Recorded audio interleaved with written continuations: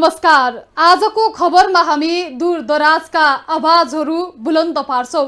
जनमतलाई कदर गर्दै फरक प्रसंग र सूत्रमा बहस गर्छौं। समय, सन्दर्भ र सूचनाको क्षेत्रमा गतिशील रहन्छौं।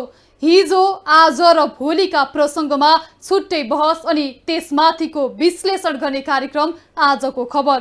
म तुलसी अरियाल। नेपाल भारत सीमा विवाद बल्झिएपछि पुनः राष्ट्रवादी बन्ने होडबाजी सुरु भएको छ। यसअघि पनि पटक पटक राष्ट्रवादका खोक्रा भाषण दिएर जनतालाई आश्वासनमै अल्मल्याएका नेताहरू अहिले फेरि चिप्लो घस्न थालेका छन्। एउटा भनाइ छ, अन्डाले हानेर ढुङ्गा फुटाउन खोज्नु मूर्खता हुन्छ। वर्तमान समयको सस्तो राष्ट्रियता पनि त्यस्तै हो। वार्ता मार्फत समाधान हुने विषयमा भाषण दिएर समाधानको आश कसरी गर्ने? कुनै पनि राज्य जब कमजोर हुन्छ र नागरिकमा अराजक मनोवृत्तिको बाहुल्यता हुन्छ, राष्ट्रले अन्तर्राष्ट्रिय साख गुमाउँछ। हामीले यो स्थिति आउन दिनु हुँदैन। यसले राष्ट्र अपमानित हुन्छ, नागरिकको मनोदशा पनि भयपूर्ण हुन्छ। जबसम्म यहाँको नेतृत्व भारतको इशारामा कठपुतली झै नाच्न थाल्छ, तबसम्म नेपाल स्वतन्त्र हुन सक्दैन। विश्वकै शक्तिशाली राष्ट्र अमेरिकाले क्युबामाथि के अत्याचार गरेन, तर क्युबालीले शिर पनि झुक्याएनन्, स्वाभिमान पनि बेचेनन्। त्यहाँका नागरिकले आफूलाई उन्नत बनाए, शिक्षालाई आधुनिक बनाए, विज्ञानलाई उन्नत बनाए। नागरिकले देशको अस्तित्व नै आफ्नो अस्तित्व बनाए। क्युबालाई अमेरिकाले दमन गर्न सकेन। क्युबाको जस्तो कठिन अवस्था हाम्रो होइन, तर नेपालमा पूर्व राजा, वर्तमान राजनेताले आफू बलियो बन्न आत्मा नै भारतमा धितो राखे। नेपाली राजनीतिलाई फोहोर खेल बनाए। नेपालले भारतसँग छुट चाहन्छ भने पहिले भारत निर्भरता त्याग्नुपर्छ। आत्मनिर्भर बन्ने सोचका साथ अघि बढे पक्कै पनि भारतीय पक्षको दमन नेपालबाट कम हुँदै जानेछ।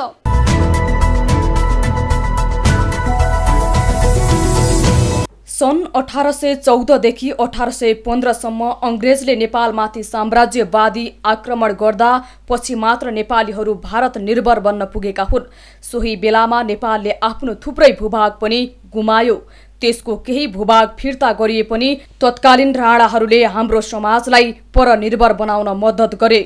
सन् 1816 को सुगौली सन्धि मार्फत नेपाली नागरिकलाई उपनिवेशी शासकले दास चाहिँ उसको सेनामा प्रयोग परम्परा थोपार्न सुरु गरेको थियो। त्यही ब्रिटिस उपनिवेशीले नेपालको राजनीतिक फोहोर बन्यो।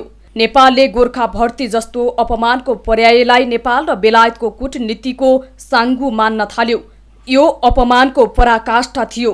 नेपाली युवा युवतीलाई विदेशी सेनामा भर्ती गरिने नेपालको सार्वभौमसत्तामा आँच पुर्याउने निरङ्कुश राणा शासनले थोपरेको गलत सम्झौताबाट देशलाई मुक्त गर्नुपर्छ।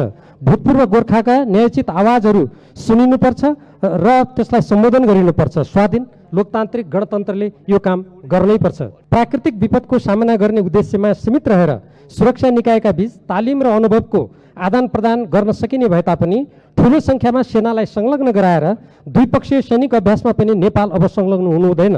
राष्ट्रिय परिचय पत्र, गाडीका नम्बर प्लेट, कर र भन्सार महसुल सङ्कलन जस्ता संवेदनशील तथ्याङ्कको अभिलेख विदेशी सर्भरमा राखिनुहुन्न। त्यसको सर्भर नेपालमा नेपाल सरकारकै मातहतमा रहने व्यवस्था गरिनुपर्छ। सन् 1947 मा स्वतन्त्र भएको भारतको व्यवहार अहिले पनि अंग्रेज भन्दा फरक छैन। अमेरिकाले क्युबामाथि एकदमै अत्याचार गरेको थियो। त्यसबेला क्युबाली नागरिकले आफूलाई उन्नत बनाए, आधुनिक शिक्षा र विज्ञानको विकास गरे, उत्पादनमा जोड दिएर आत्मनिर्भर बन्न अग्रसर बने। त्यहाँका नागरिकले देशको अस्तित्व नै आफ्नो अस्तित्व सम्झेर अघि बढेपछि क्युबालाई अमेरिकाले दमन गर्न सकेन। नेपालले यो सिक्नु पर्थ्यो। नेपालीले लाहुरे होइन, कृषक बन्न सिक्नुपर्छ। यसबाट उम्किने 50औं तर्कहरू त्याग्नुपर्छ। नेपाली सेना, प्रहरी, स्वास्थ्यकर्मी, सञ्चारकर्मीहरूले समुन्नत राष्ट्र निर्माणमा टेवा पुर्याउनु पर्छ, तर मुलुकमै राष्ट्र र राष्ट्रियताको परीक्षण गर्ने प्रवृत्ति त्याग्नुपर्छ। 200 वर्ष पुरानो लडाईँले पारेको प्रभाव वर्तमानसम्म छ। नेपाल आत्मनिर्भर बनेर मात्रै भारतसँग लड्न सक्छ, तर वर्तमान स्रोत, साधन र शक्ति भारतसँग लड्न पर्याप्त छैन। नेपालको स्वाधीनता सिद्ध्याउने दाउमा रहेको भारतले सहयोग गर्दैन। यसर्थ नेपालीले अण्डाले हानेर डुङ्गा होइन, फलामले डुङ्गा फुट्याउने मानसिकताको निर्माण गर्नु अहिलेको आवश्यकता हो। सीमा विवाद पक्ष विपक्षमा बोल्ने वाद विवाद होइन। यो समय सिङ्गो राष्ट्र नै जागरुक भएर स्वाधीनता जोगाउन लाग्नुपर्ने समय हो। सन् 1914 को हामीमाथि साम्राज्य नेपालले अण्डाले हानेर ढुङ्गा होइन, फलामले ढुङ्गा फुटाउने मानसिकताको निर्माण गर्नुपर्छ। राष्ट्रियताको प्रसङ्गमा वाद विवाद नभई एकजुट भएर सामना गर्न अघि बढ्न आवश्यक छ। थप चर्चा अघि विश्राम। कोरोना भाइरस संक्रमण रोकथाम तथा नियन्त्रणका लागि चामुण्डा बिन्द्रासनी नगरपालिका दैलेखको जनहितमा जारी सन्देश। अति आवश्यक काम बाहेक घरबाट बाहिर ननिस्कियौं, मास्कको प्रयोग गरौं, अनिवार्य रूपमा साबुन पानीले हात धुने गरौं। साबुन पानीले हात धुन नमिल्ने अवस्थामा गुणस्तरीय स्यानिटाइजरको प्रयोग गरौं। भिडभाड वा धेरै मानिसहरूको उपस्थिति हुने सबै कार्यक्रमहरू बन्द गरौं। सूर्य बहादुर शाही प्रमुख, तारा कुमारी खत्री उपप्रमुख, चामुण्डा बिन्द्रासनी नगरपालिका दैलेख। अमेरिकी सहयोग परियोजना मिलेनियम च्यालेन्ज कर्पोरेसन MCC अन्तर्गतका सम्झौतालाई संसदको चालु अधिवेशनबाट अनुमोदन गराउने रणनीति सहितको तयारीमा हुनुहुन्छ प्रधानमन्त्री केपी शर्मा ओली।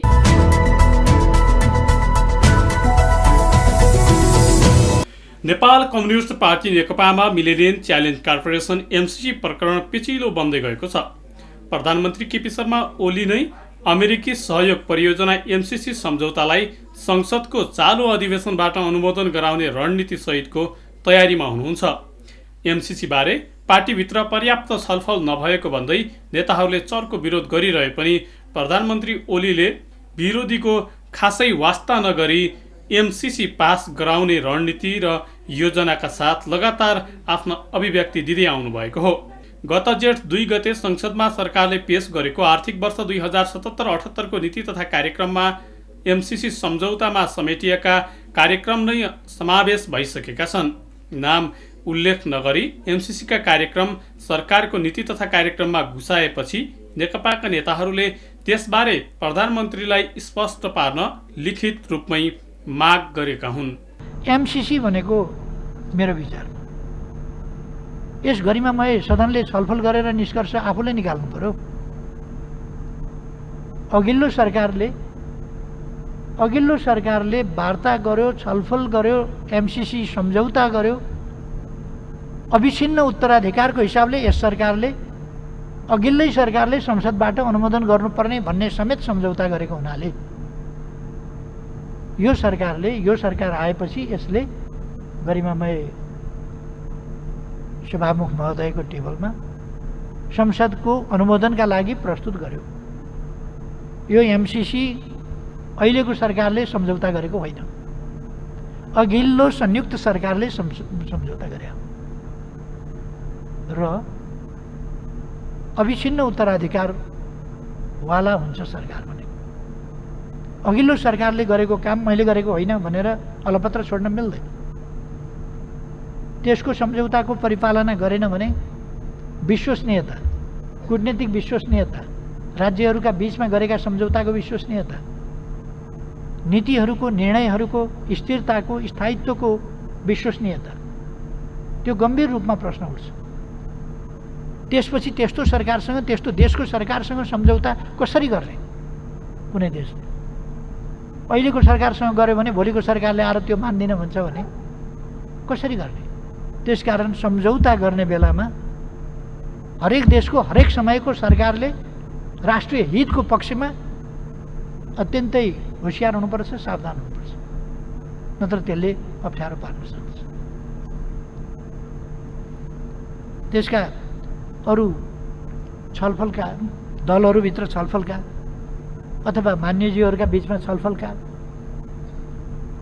सोचका भिन्नताहरू हुन सक्छ। त्यति बेलै प्रकट हुनुपर्थ्यो सम्झौता हुनुभन्दा अगाडि। भएन भने अहिले पनि छलफल गर्न सकिन्छ, त्यो आफ्नो ठाउँमा छ। त्यो छलफल गर्न सकिन्छ, एमसिसी पास गर्ने भए पास गर्ने, पास नगर्ने भए पास नगर्ने, यस गरिमामय सदनले निर्णय गर्न सक्छ।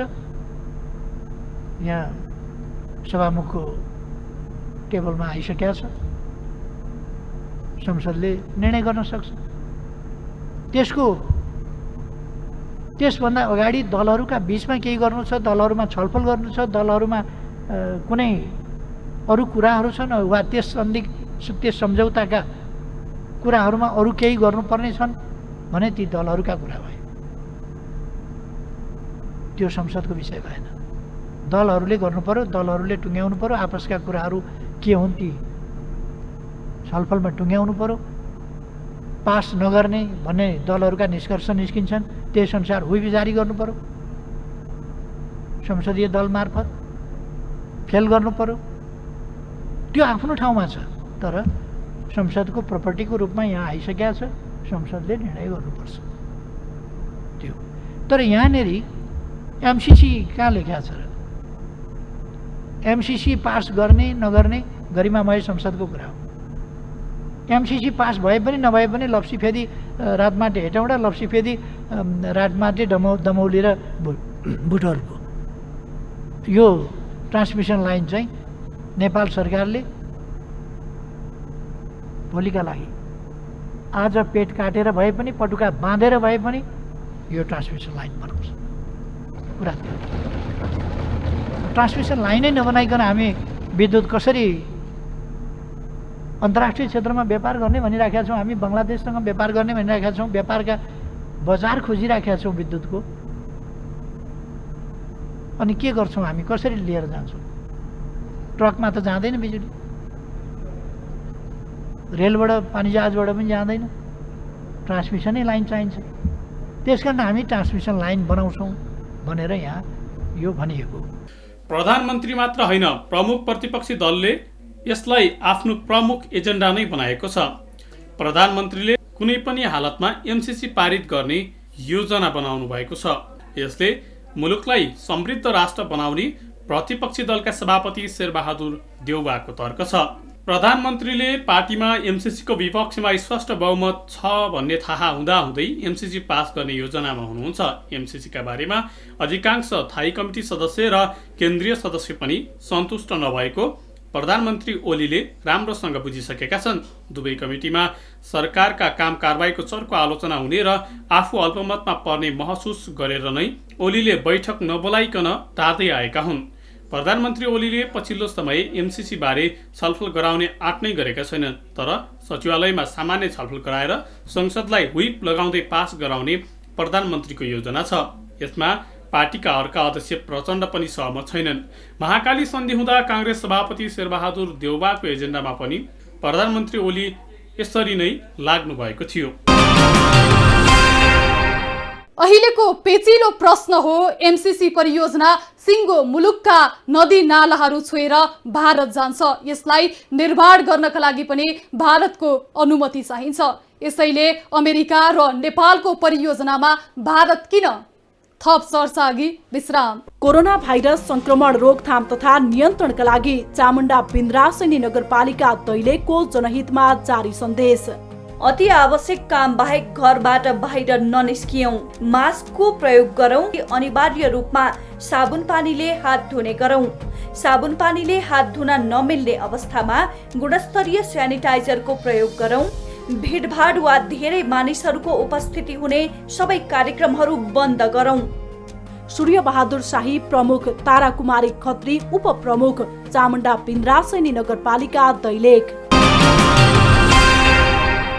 नेकपा नेता डाक्टर भीम रावल र देव गुरुङ सुरुवातदेखि नै एमसिसी पास गर्न नहुने तर्क गरिरहेका छन्।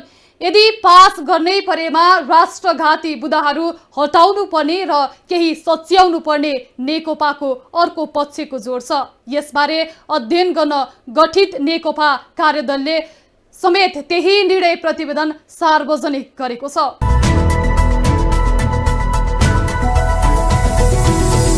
नेकपा स्थायी कमिटी सदस्य डाक्टर भीम रावल एमसिसीको चर्को विरोधकर्ता हुन्।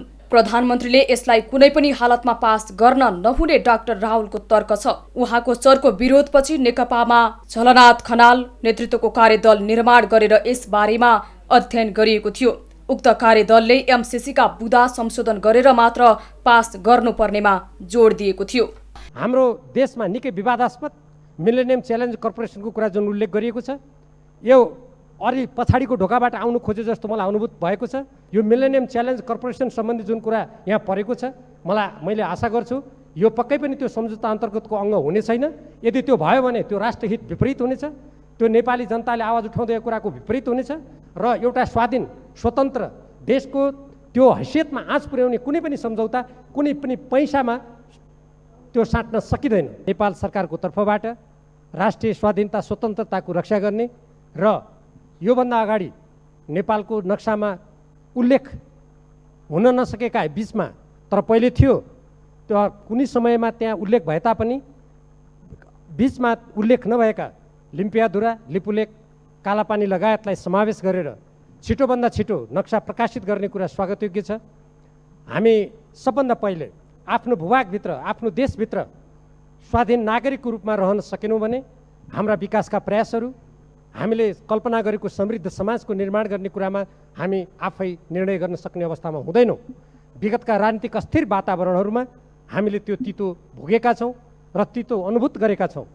त्यसबाट अब नेपाल कम्युनिस्ट पार्टीको नेतृत्वमा झन्डै 2/3 सरकार रहेको अवस्थामा अब हामीले विगतका निरङ्कुश शासकहरूले थोपरेका इतिहासका अनेक कालखण्डमा हामीले बाध्यात्मक रूपमा नचाहँदै पनि सामना गर्नु परेका हाम्रो स्वतन्त्रता, हाम्रो स्वाधीनतामा आँच पुर्याउने कुराहरूलाई क्रमशः समाप्त गरेर अगाडि बढ्ने दृढता जुन व्यक्त गरिएको छ, म त्यसको स्वागत गर्न चाहन्छु। तर सरकारको नीति तथा कार्यक्रमको बुदा नम्बर 211 नम्बरमा एमसीसीका कार्यक्रम समावेश गरिएको छ। यसअघि जेठ 9 गते प्रधानमन्त्रीले संसदमा एमसीसी बारे जवाब दिएपछि जेठ 9 गते प्रचण्ड, झलनाथ खनाल र नारायण काजी बीच छलफल यथा अवस्थामा पास गर्न नहुनेमा जोड दिएको थियो। यस्तै जेठ 10 गते बिहान प्रचण्ड, झलनाथ र रामबहादुर थापा बादल बीच छलफल भयो।